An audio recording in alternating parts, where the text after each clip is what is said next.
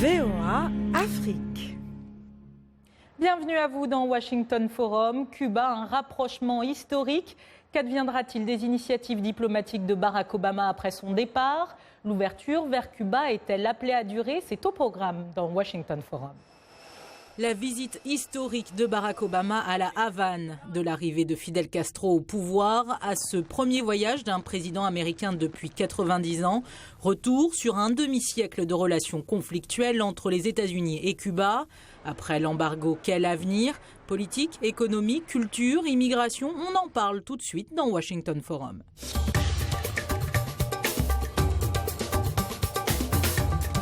Washington Forum. La semaine dernière, nous avions consacré un numéro de Washington Forum aux attentats terroristes dans le Sahel. Cette semaine, nous ne saurions commencer cette émission sans mentionner le double attentat de Bruxelles qui a fait au moins 31 morts et 270 blessés. Mardi 22 mars, à 8h en heure locale, 2 explosions retentissent dans la zone des départs de l'aéroport international Zaventem de Bruxelles. À 9h11, une explosion retentit dans une rame de métro à la station Malbec, située à proximité des institutions européennes. Les auteurs, 3 kamikazes d'une cellule terroriste franco-belge, ont été identifiés. L'État islamique a revendiqué ces attentats. Dès lors, les villes de New York et Washington ont renforcé leur sécurité dans les lieux publics et les transports. Depuis, Barack Obama a condamné ces attentats. Écoutez-le. Les pensées et les prières du peuple américain sont avec le peuple de la Belgique. Nous sommes solidaires avec eux pour condamner ces attaques scandaleuses contre des innocents. Nous ferons tout ce qui est nécessaire pour soutenir notre ami et allié, la Belgique, en traînant devant la justice ceux qui sont responsables. Ceci est un autre appel que le monde doit s'unir. Nous devons être ensemble, sans distinction de nationalité ou de race ou de foi, dans la lutte contre le fléau du terrorisme. Nous pouvons et nous le ferons vaincre ceux qui menacent la sûreté et la sécurité de personnes partout dans le monde. Et le président américain s'exprimait depuis Cuba durant sa visite. L'autre événement à retenir cette semaine, c'était une première pour un dirigeant américain en exercice à Cuba. Fouler le sol cubain pour sceller le rapprochement entre les États-Unis et Cuba. Une première donc depuis la révolution castriste de 1959. Retour en images sur ces 3 jours de visite à la Havane avec Salwa Jafari. Historique, c'est l'adjectif qui revient le plus pour décrire cette visite. Les yeux du monde entier sont rivés sur la Havane. Barack Obama a fait sensation. Raúl Castro n'était pas là pour l'accueillir sur le tarmac, mais cela n'enlève en rien de l'importance de ce geste. Balade en famille dans le quartier historique de la vieille ville, puis discours à l'ambassade des États-Unis en service depuis juillet dernier. C'est une occasion historique de dialoguer directement avec le peuple cubain et de forger de nouveaux accords et des accords commerciaux pour établir de nouveaux liens entre nos deux peuples. Le rapprochement entre la Havane et Washington semble en tout cas sur les bons rails, à en croire la photo de la semaine, une poignée de main entre les deux hommes et une conférence de presse conjointe. Le président cubain n'a pas manqué de préciser que beaucoup reste à faire pour arriver à une normalisation complète. Beaucoup pourrait être fait si le blocus des États-Unis est levé. Nous reconnaissons la position du président Obama et son administration contre le blocus et ses appels répétés au Congrès. Les récentes mesures prises par son gouvernement sont positives, mais ne sont pas suffisantes. Instauré après l'arrivée au pouvoir des révolutionnaires de Fidel Castro en 1959, l'embargo américain sur Cuba reste en vigueur. Il a fait perdre plus de 100 milliards de dollars au pays. Le président américain espère que ce dernier pourra être levé par le Congrès américain, une décision qui se heurte à la délicate question des droits de l'homme.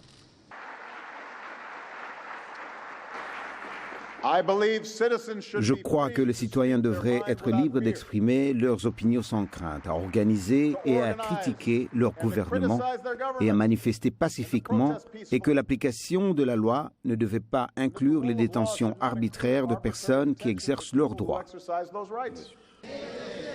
Malgré l'obstacle des violations des droits de l'homme, Barack Obama reste décidé à laisser une trace dans l'histoire en contribuant au dégel entre les deux pays et en mettant à profit cette visite pour rendre irréversible le processus du rapprochement. Et nos invités tout au long de cette émission en direct depuis Paris, Jean-Jacques Kourlianski, chercheur à l'IRIS sur les questions ibériques, Salim Lamrani, écrivain et enseignant spécialiste des relations entre Cuba et les États-Unis par Skype depuis Saint-Denis de la Réunion.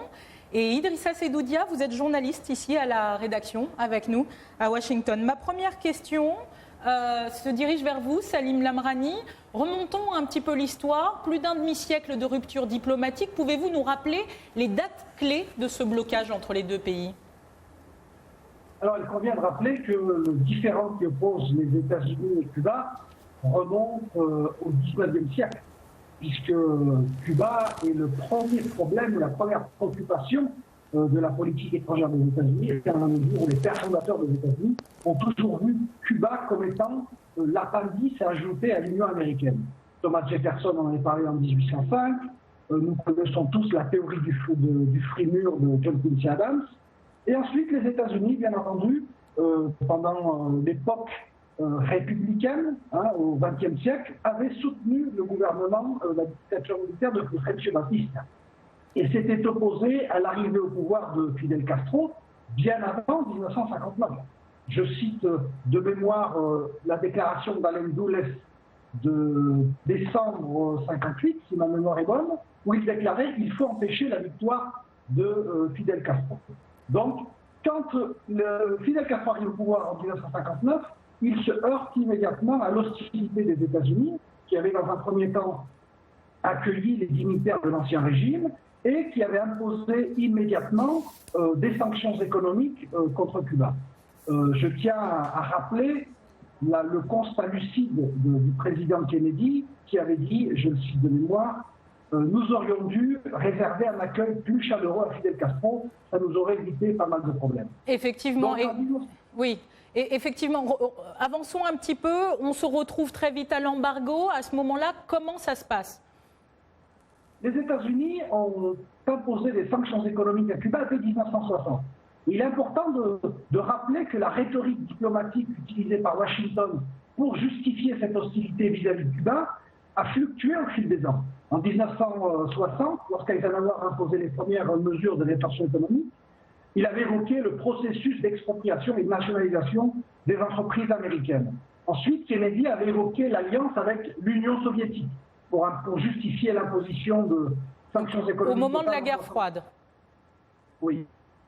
Donc ensuite, dans les années 70-80, c'était l'interventionnisme de Cuba en Afrique, en soutien au mouvement indépendantiste. Et puis, depuis 1991 et l'effondrement de l'Union soviétique, les États-Unis justifient le maintien d'une politique hostile vis-à-vis de Cuba, des sanctions, en raison de la situation des droits de l'homme et de la démocratie. Donc il est important de rappeler que cette rhétorique a fluctué au fil des ans. Effectivement. Aujourd'hui, le président Obama a fait un constat très lucide quant à la politique étrangère des États-Unis. Il s'est rendu compte qu'elle avait été inefficace, qu'elle est obsolète. Elle remonte à l'époque de la guerre froide. Effectivement, si vous permettez, c'est la question en fait qu'on comptait poser à Jean-Jacques Kourlianski. Jean-Jacques Kourlianski, je me tourne vers vous. Est-ce que vous êtes toujours avec nous en direct depuis Paris ? Oui. Jean-Jacques Kourlianski, qu'est-ce qui a permis au président Obama ce réchauffement avec toute l'histoire qu'on vient de résumer ? Bon, le premier point, c'est qu'il s'est rendu compte que la politique qui avait été suivie jusqu'ici, qui est celle d'un embargo, d'une pression en vue de faire basculer le régime cubain en l'empêchant d'avoir des relations économiques normales avec le monde, c'est une politique qui avait échoué. Premier point. Deuxième point, Cuba ne représentait plus un danger pour la sécurité des États-Unis. Les États-Unis, d'ailleurs, l'avaient reconnu depuis 1996. On n'est plus dans la période de la guerre froide. Les Soviétiques n'existent plus. Ce sont des Russes qui n'en présentent plus le même risque, en dépit des tensions actuelles, que ce que pouvait représenter Moscou dans les années 70. Donc, ces deux points ont conduit le président Obama à considérer qu'il fallait changer de politique. Mais il y en avait également un troisième. La relation des États-Unis avec le reste du continent américain, avec les pays d'Amérique latine, qui, eux, considéraient qu'une normalisation totale des relations des États-Unis avec Cuba est une nécessité pour qu'eux-mêmes aient des relations fluides, confiantes, normales avec les États-Unis. Donc quelque part, il s'est passé d'ailleurs un événement important qui a peut-être été moins traité par la presse, mais qui aurait dû attirer son attention. En janvier 2014, les pays de la communauté des États de l'Amérique latine et de la Caraïbe, l'ensemble des pays latino-américains qui se sont constitués en marge des États-Unis et du Canada en communauté autonome en raison de ce problème cubain, sont venus à La Havane, soutenir La Havane dans ce conflit avec les États-Unis. Il y avait un sommet des Amériques à Panama qui se préparait pour le mois d'avril 2015. Panama avait invité Cuba. Donc, si vous regardez le calendrier, vous verrez que c'est le 17 décembre 2014 qu'il y a eu cette double déclaration des deux présidents annonçant qu'ils allaient engager des négociations pour rétablir leurs relations diplomatiques. Alors, effectivement, le voyage du président des États-Unis ne peut se comprendre qu'avec la suite. Il est actuellement en Argentine et il y a un lien évident entre ces deux déplacements. On aura compris que c'était pour l'Amérique latine une condition sine qua non, semble-t-il. Alors, on a vu des images de Liès Idrissa dans les rues de la Havane. Comment est-ce que l'opinion américaine a vécu cette visite historique? Je n'ai pas tellement vu de sondage effectué après cette visite, mais il faut tenir compte des déclarations particulièrement des candidats à reconnaissance de Cuba. Alors effectivement, cette visite a été suivie partout dans le monde. Voici des commentaires piochés sur le Facebook de VOA Afrique. Leng Ping-yang en France, Obama a conduit les USA à la faiblesse. Ou encore Guilain Mumweke au Congo. Qu'est-ce qu'un démocrate est parti chercher chez un dictateur? Je me tourne vers vous, Jean-Jacques Kourlianski. Est-ce pour vous un aveu de faiblesse des États-Unis que ce rapprochement avec Cuba, comme le commente ce téléspectateur? Non, dans la mesure où la relation des États-Unis avec l'Amérique latine est en train de changer. Les États-Unis vont avoir une nouvelle force de frappe diplomatique grâce à une diplomatie d'influence qui est beaucoup plus efficace que la diplomatie de contrainte qui était pratiquée jusqu'ici. C'est d'ailleurs avec ce type de diplomatie que le dossier iranien, toujours grâce à ce changement d'orientation qu'a voulu le président Obama, a pu trouver sa solution. Donc, au contraire, le calcul qui a été fait par le président Obama, qui est de renforcer l'influence des États-Unis en pratiquant, au fond, ce qui étaient les objectifs à l'époque de la guerre froide, de la troisième corbeille des accords d'Helsinki, c'est-à-dire qu'on reconnaît que les autres gouvernements qui ne partagent pas nos valeurs, nos idées concernant la démocratie ont le droit de vivre leur propre vie, ça ne nous empêche pas nous-mêmes de rappeler quels sont nos critères, nos valeurs et d'apporter une aide évidemment politique, culturelle à ceux qui sont nos amis. Le président Obama, d'ailleurs, était très clair concernant les valeurs qu'il défendait face au cours des conférences de presse et également à l'occasion d'un tête-à-tête, une réunion avec les dissidents. Effectivement. Alors les images du président américain à la Havane ont de quoi agacer les plus farouches détracteurs de la main tendue au régime communiste. Salim Lamrani, Cuba est-elle encore ce bastion communiste des années de la guerre froide? Alors, je crois qu'il faut souligner que l'Amérique latine a changé depuis plus d'un demi-siècle. Cuba a évidemment une société différente, avec un système politique différent, avec un modèle de société qui est distinct de celui des États-Unis.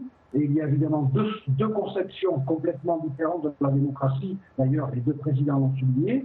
Je crois que Washington a compris qu'il fallait baser les relations avec Cuba sur un principe de réciprocité, sur un principe d'entente cordiale, de dialogue, et que la politique d'hostilité avait échoué, comme le signalait mon interlocuteur. Donc une évolution avant tout.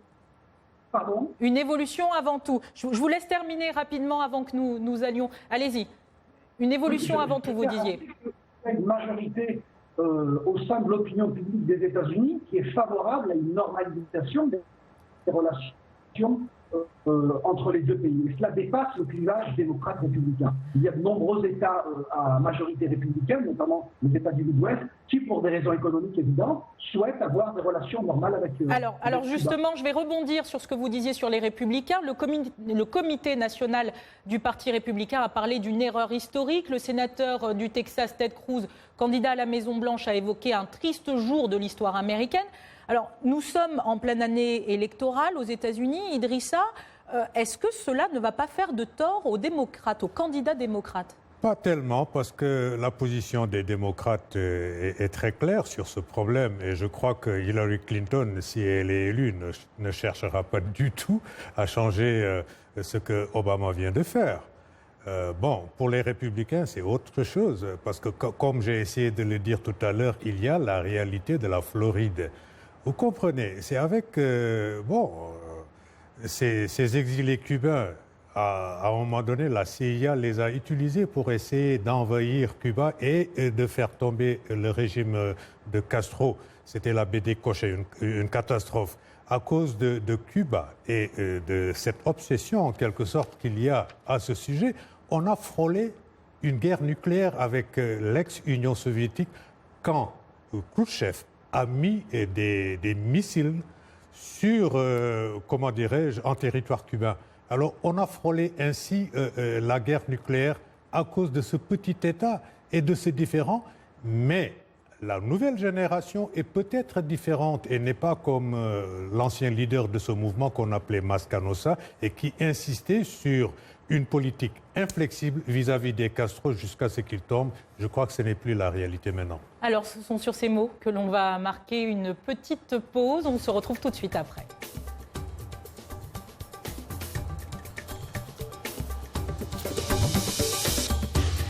Washington Forum, le décryptage hebdomadaire de l'actualité et des sujets qui vous touchent dans votre vie quotidienne.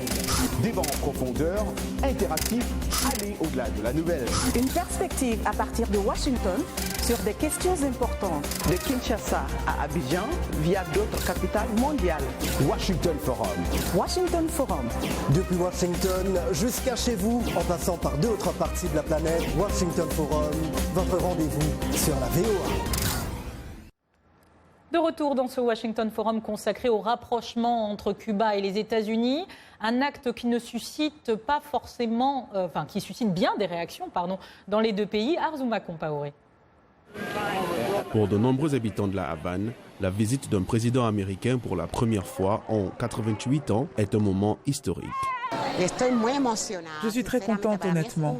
Pour moi, c'est un honneur d'avoir vu le président Obama de si près. Je dis ça avec la plus grande sincérité, je le ressens dans mon cœur. Cela en vaut la peine parce que, comme tout le monde sait, il y a longtemps que nous n'avons reçu la visite d'un président des États-Unis. C'est le premier président à faire ce pas. Donc, peu importe la pluie, quoi qu'il en soit, nous devons le voir le plus près possible. Mais une frange de la population reste réticente. Il n'y avait pas d'unanimité. Certains collègues disent ne pas supporter ce processus de normalisation des relations avec les États-Unis, mais la plupart n'ont rien dit contre. Certains d'entre nous étaient clairement pour. Aux États-Unis, la normalisation des relations avec Cuba, après des décennies de guerre froide, a ses supporters et ses réfractaires. Je suis pour une normalisation des relations avec Cuba, parce que ce que nous avons fait cette dernière moitié de siècle n'a pas marché. Sous l'administration Obama, l'Amérique a délaissé ceux qui ont souffert sous l'oppression de Castro. Cela est triste et ce sera ça, l'héritage du président Obama. Quelques heures à peine avant l'arrivée d'Obama à la Havane, la police cubaine avait arrêté des dizaines de personnes qui protestaient contre le gouvernement communiste. Messieurs, tous les changements introduits par Barack Obama depuis l'annonce surprise du rapprochement en décembre 2014 ont été décidés sans le moindre vote du Congrès américain. Stricto sensu, ils pourraient être inversés d'un trait de plume le 20 janvier 2017 lorsque le successeur de Barack Obama s'installera derrière le bureau ovale. Jean-Jacques Kourlianski, comment voyez-vous l'évolution de ces avancées qui ont été faites jusqu'à présent ? Alors, Alors effectivement, tout dépend du nom et du parti politique du futur président des États-Unis. Si le président ou la présidente est un candidat ou une candidate démocrate, on peut penser que les choses vont suivre leur cours. Si effectivement le vainqueur est un républicain, et si c'est surtout M. Trump, on peut penser qu'il y aura un coup de frein, un coup d'arrêt à l'évolution en cours. Cela dit, le pari du président Obama, c'est de démontrer que les relations humaines, les flux, peuvent faire changer les choses à Cuba, mais aussi peuvent les faire changer aux États-Unis. Le constat que l'on peut faire, c'est qu'avec les mesures qu'il a prises depuis le janvier 2015, le nombre de visiteurs nord-américains à Cuba a augmenté l'année dernière de 77%. Les relations se sont accrues. Et il y a les compagnies aériennes qui maintenant peuvent avoir des possibilités d'avoir des vols directs vers des États-Unis vers Cuba. Et donc les relations qui sont en train de se tisser vont peut-être créer une situation irréversible. Il sera peut-être possible d'arrêter les choses là où elles sont, mais il sera sans doute très compliqué de revenir vraiment en arrière. Effectivement. Salim Lamrani, s'agissant de l'embargo, on vient de le mentionner rapidement, il n'a pas encore été levé, du moins sur le plan économique, cela risque de prendre du temps. Quelles conséquences pour l'île, d'après vous, si jamais on ne va pas jusqu'au bout de ce qui a été impulsé par Barack Obama? Alors, je crois qu'il convient de rappeler que les sanctions économiques constituent le principal obstacle au développement du pays. Elles sont unanimement condamnées par l'immense majorité de la communauté internationale lors du mois d'octobre 2015 pour la 24e année consécutive. 191 pays sur 193, y compris les plus fidèles alliés des États-Unis, ont exigé de Washington un changement de politique et une levée de ces sanctions. Pour plusieurs raisons. Comme je l'avais dit tout à l'heure, ces sanctions sont anachroniques, elles remontent à la guerre froide. Elles sont cruelles puisqu'elles affectent les catégories les plus vulnérables de la société cubaine et non pas les dirigeants. Et enfin, elles sont inefficaces dans la mesure où l'objectif initial de renverser la révolution cubaine n'a pas été atteint. Et le constat actuel, c'est qu'au lieu d'isoler Cuba sur la scène internationale, ces sanctions, cette politique a isolé les États-Unis dans le monde entier. Le président Obama a pris des mesures constructives concernant la levée de certaines restrictions. Mais malheureusement, les sanctions sont toujours en vigueur. Il est vrai qu'il y a l'obstacle du Congrès, je crois que c'est un obstacle qui reste marginal. Le président des États-Unis, en tant que chef de l'exécutif, dispose de toutes les prérogatives pour démanteler 90% au minimum de ces sanctions. Il y a effectivement, très peu de secteurs effectivement, qui ne sont pas utilisés. Et effectivement, Barack Obama s'est servi justement de ce pouvoir qu'il a au-delà du Congrès. Idrissa, il y a aussi la question de l'immigration, bien évidemment, qui revient pendant cette campagne électorale et qui, là, s'impose aussi dans le dossier de Cuba. Alors, aujourd'hui, à quel mouvement migratoire il faut s'attendre? Il ne faut pas s'attendre à un retour massif des exilés cubains ou des Cubains, n'est-ce pas, à la Havane ou ailleurs. Non, ça c'est exclu. Et ce qu'il y a, bon, peut-être qu'il y aura un mouvement de l'autre côté, parce que les Cubains ont toujours bénéficié d'un préjugé favorable ici aux États-Unis. On les considérait comme des réfugiés politiques, à la différence des autres qui étaient considérés comme des réfugiés économiques. Mais avec l'apport, parce que Obama s'y est rendu avec une importante délégation d'hommes d'affaires, peut-être que sur place, on pourra relancer l'économie, faire de bonnes choses. Parce que l'embargo économique n'a toujours pas été levé. Non, et le Congrès, tant qu'il sera dominé par les républicains, maintiendra cet embargo en place. Alors justement, pour poursuivre dans ce sens, il y a encore des commentaires sur le Facebook de VOA Afrique, par exemple celui d'Alphonse Mbouaki en RDC. Fidel Castro, affaibli physiquement, se fait remplacer par son frère Raúl Castro, qui assure la continuité de la pensée unique de son frère, au point que la dissidence est toujours réprimée. Une autre réaction, celle de Ralil Armat en Angola. L'avenir de Cuba, c'est la relance économique et la marche vers la démocratie. Quant à Obama, il a marqué son histoire. Messieurs, est-ce que vous êtes tous d'accord pour dire que Barack Obama a posé là un acte historique, même si l'avenir de Cuba semble encore est plein d'interrogations? Monsieur Lamrani. Oui, monsieur, excusez-moi. Allez-y, je vous en prie. Monsieur Lamrani. Le président Obama a mis un terme à une anomalie historique. Il a rétabli le lien avec le peuple cubain. Il a construit un pont qui a été rompu en 1959. Et je crois qu'il marquera l'histoire comme étant le président qui aura adopté la position, l'approche la plus constructive pour résoudre un différend qui date depuis plus d'un demi-siècle. Je crois que c'est quelque chose, s'il est quelque chose que nous devons retenir du mandat du président Obama, ça sera le processus de normalisation avec Cuba. Alors Jean-Jacques Kourlianski, est-ce que vous aussi vous êtes d'accord pour dire que c'est ce qu'il faudra retenir? Est-ce que c'est ça qui va vraiment impulser ce mouvement que l'Amérique latine attendait? Oui, c'est un des exemples de la politique qu'a privilégié la diplomatie qu'a privilégié le président Obama, qui est une diplomatie qui vise à défendre les intérêts de son pays, les États-Unis, via une forme de coexistence pacifique avec des pays comme Cuba qui ne partagent pas les convictions et les valeurs des États-Unis, mais au final, cela va permettre aux États-Unis de débloquer, d'avoir une clé qui leur permet, notamment dans le cas de Cuba, de reprendre pied sur avec leurs voisins du Sud, sur le sous-continent latino-américain, d'autant plus que dans la période actuelle, cette ouverture en direction de Cuba va être amplifiée par les changements électoraux que l'on a pu constater, en particulier en Argentine. Donc ce n'est pas un hasard si le président Obama a prolongé son voyage à Cuba en Argentine.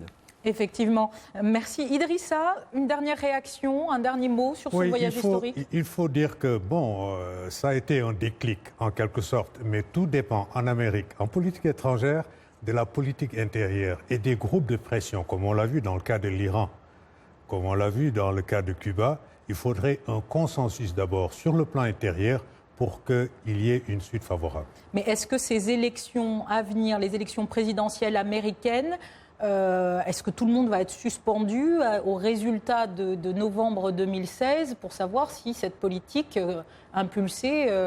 il y a aussi le Congrès. Si le Congrès est toujours dominé par les républicains après les élections de novembre, ça ne changera pas grand-chose à la politique que vient de lancer le président Obama. Une dernière question très rapide, messieurs. Raúl Castro, est-ce que finalement on peut lui faire confiance pour que cette ouverture perdure?